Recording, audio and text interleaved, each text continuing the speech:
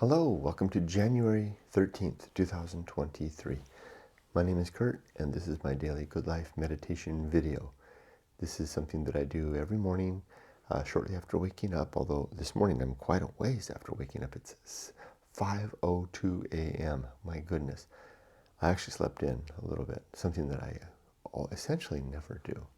My alarm usually goes off at 4 a.m., but I went back to sleep because it's a Friday off. And I worked until 11 p.m. last night. I'm bringing a new project live. The project go live was a success, and it was worth the effort, but I was tired, so I slept in a little bit. Need my hours. But I do this in order to prepare for my coming day, to reflect on the last day, and to go over my Good Life creed, which consists of 7 objectives and 34 principles that help me to live a better life. So here we go. Let's begin. And good morning, Parker. First, last night and yesterday. Well, I already told you how I slept, and it was pretty good all night long. From the time I went to close my eyes until the alarm went off, and then some. That's something to think about. Because typically I go to bed around 8:30 to 9 p.m., and then I usually wake up a half hour to an hour before the alarm, and maybe I'm going to bed too early. I don't know, but I think it's the right amount of sleep. I don't feel like I got enough sleep last night. Even though I did sleep in a little more. It wasn't as healthy, I think. Yesterday was a really good day. Got a lot done.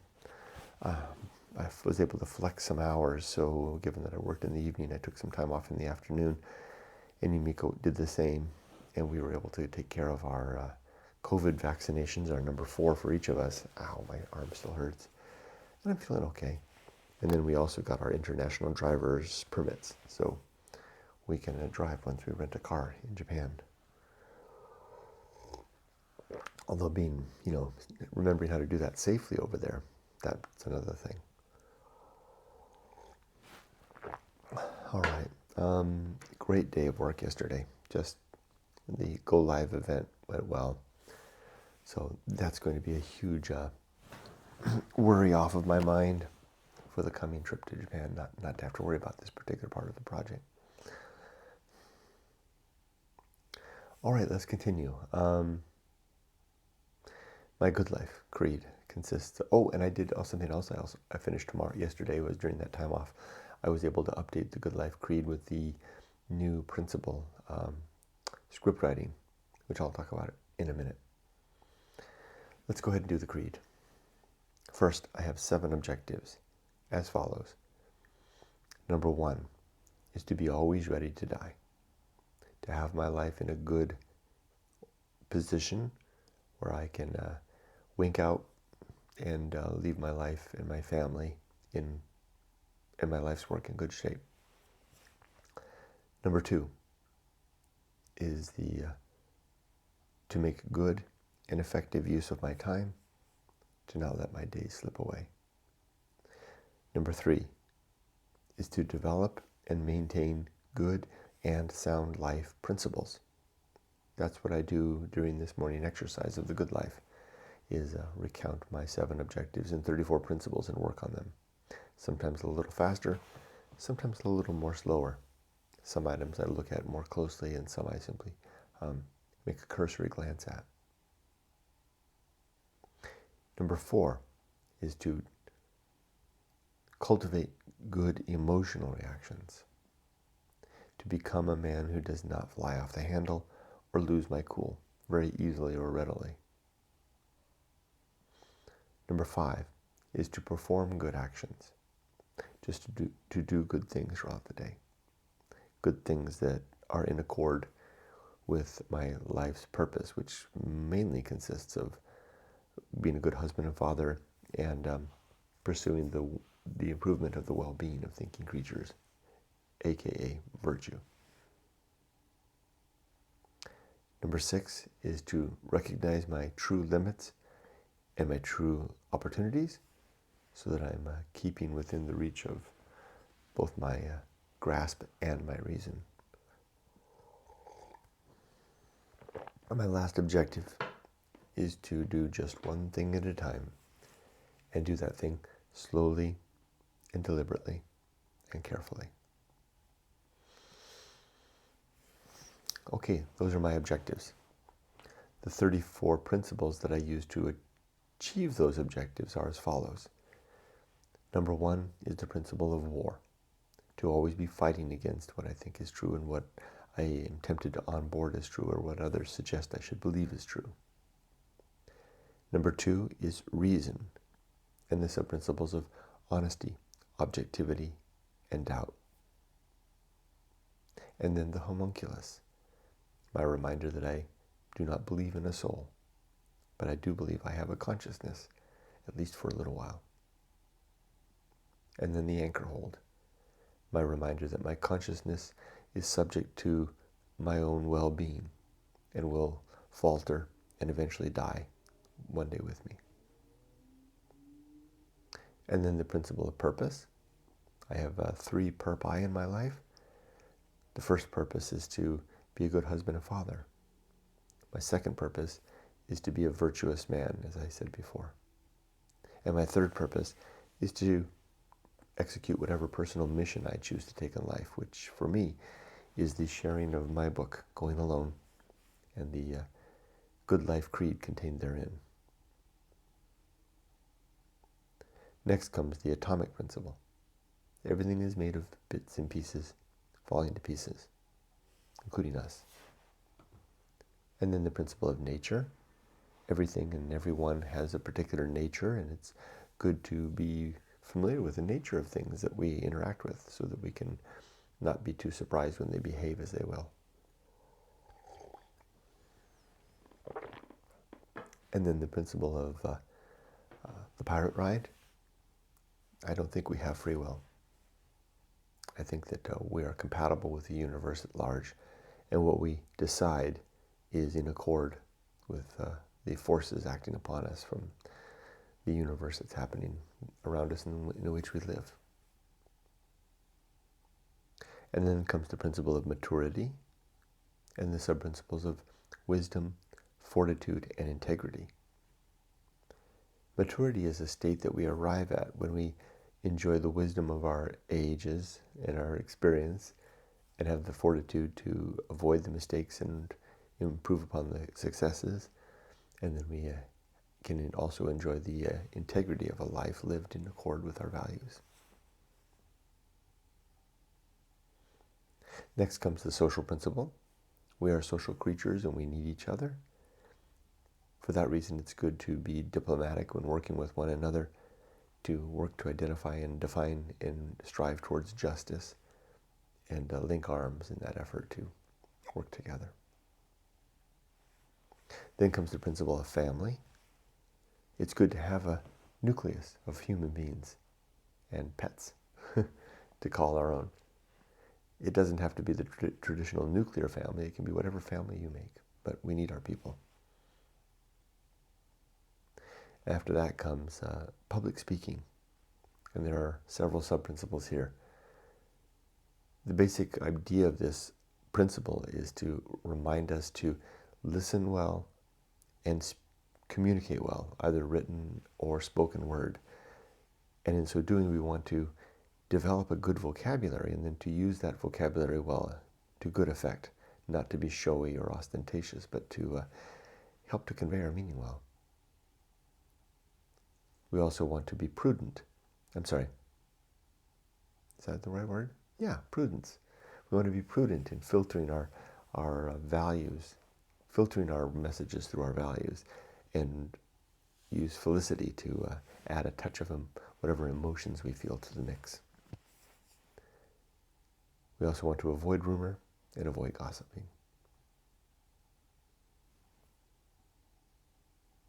Did I forget one? Wasn't there something belonging there? No, family was the one I thought I was going to forget. I think I'm good.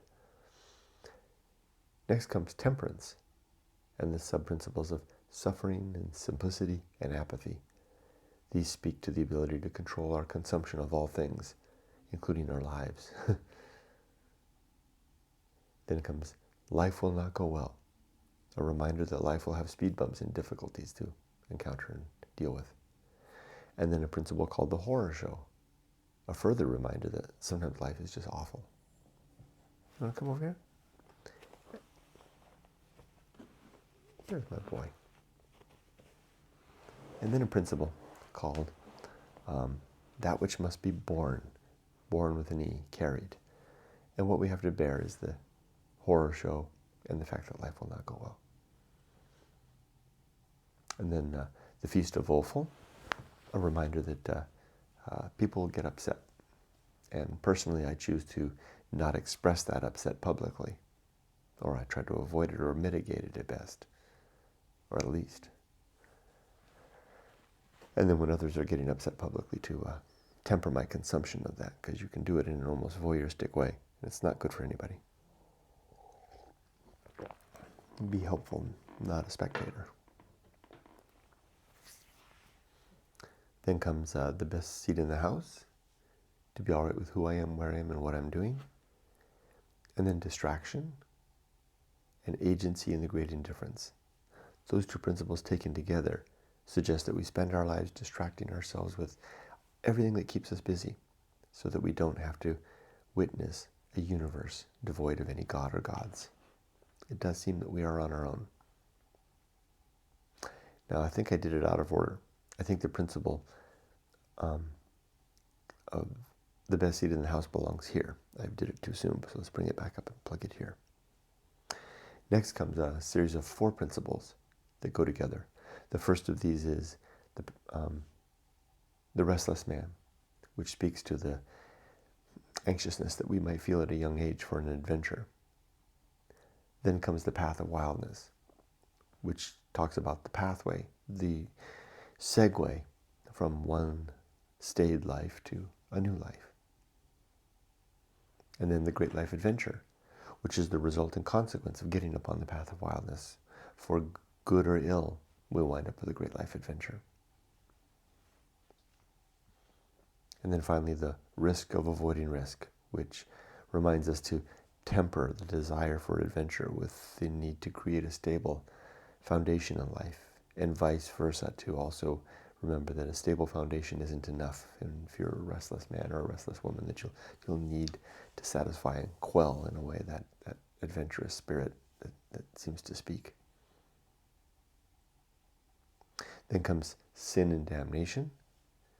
In my worldview, there are 3 categories of sin: being untrue, believing things that are untrue, or engaging in very bad forms of communication, namely spreading rumors and trading in gossip.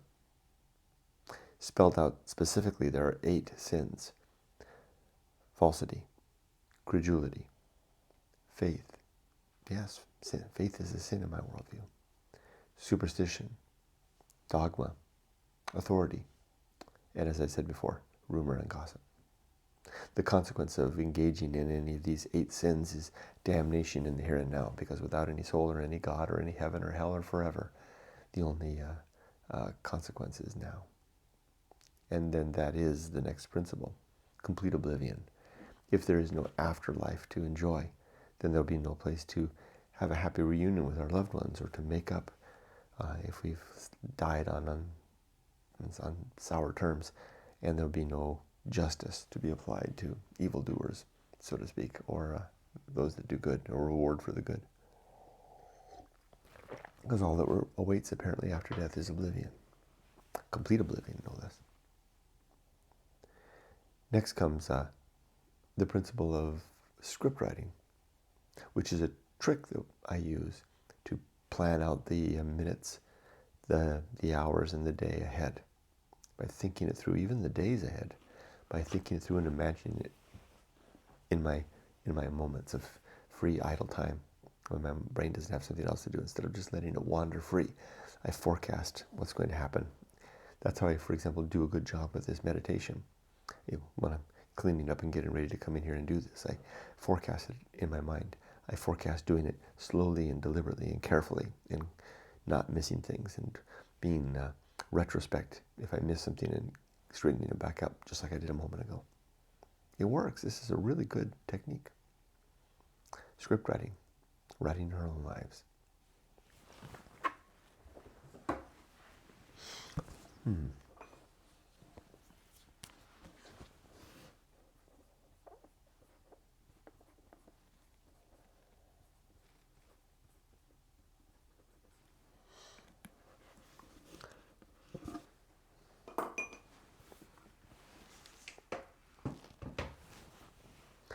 The next principle is called the bullseye aim. It's a reminder that though we strive to hit the target, we usually miss. It's rare to hit a bullseye playing darts, and it's rare to hit a bullseye in life. But we can get pretty close, and we can expect to miss wholesale sometimes. And then the uphill climb. Life is a climb, an exertion, and I want to finish each day a little higher up the mountain than the day before, with a more expansive vista. Not that that's necessarily worth anything in the big picture, but it feels satisfactory and seems like a good thing to do within the scope of our societal structure. Next comes arena and utility. Life is an arena for the development of objectives and principles that help us to live a better life. Nothing is enough. A suggestion for less. And then finally, the last principle is the principle of fun. A reminder to have a good time, to enjoy today, to anticipate a good time tomorrow and the days beyond, and to enjoy the remembrance of good times yesterday. Okay, that's my Good Life Creed. 34 principles and 7 objectives. Now, to finish up this morning exercise, let's remember our plan for let me remember my plan for today and think about the details and forecast it out. Let's plan out a good day. So first I'll hit the stop button in just a minute on this video. I'll upload it. I'll read my Bible. I'll feed the dogs, and then I'll let them outdoors. I don't think they want to go for a walk. It's still kind of cold. Although I'll try. If they want to go, I'll take them out. Then I'll come in and I'll fire up the computer and I'll check on email. There's one thing that was happening after that Go Live event last night that I want to check up on. Also, I need to update the Teams board for the project on our status. Now, for today, what I want to use today for is to get ready for the trip. I might go out and do a little shopping, and I'm going to spend some time at the beach, and I'm going to do some reading. And if my books arrive, I'll do some shipping, because I have some books to ship. And I'll do some itinerary planning for the trip. So that's what I'll do. So let me lay that out again. After I'm done with the dogs, I might have a little breakfast, small breakfast. I'll then work on the itinerary. I'll do it in that order. I'll work on the itinerary for today. I'll work on the itinerary for our upcoming Japan trip. I'll do a little shopping as necessary. And I'll go to the beach and I'll read. Because there's big waves today. I want to go watch. All right? I think that's it. Then I'll come home and have a good day with my wife and take the dogs for a walk, etc. All that stuff. I'll make it a good day. And I hope you have a good day too. Be safe, but not too safe. And with that, my life is done. Bye-bye. Ow.